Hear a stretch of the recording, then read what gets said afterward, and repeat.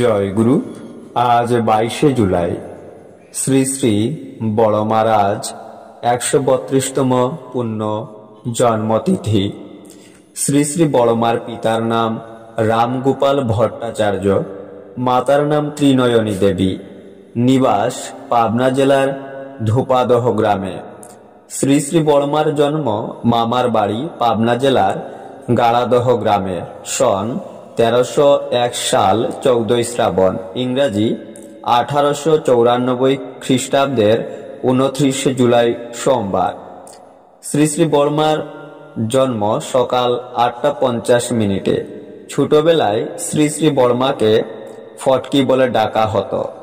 দেখতে অতীব সুন্দরী ও ফুটফুটে ছিলেন তিনি।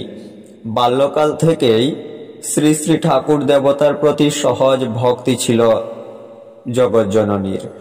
গুরুজনদের প্রতি শ্রদ্ধা সম্মান দিতেন।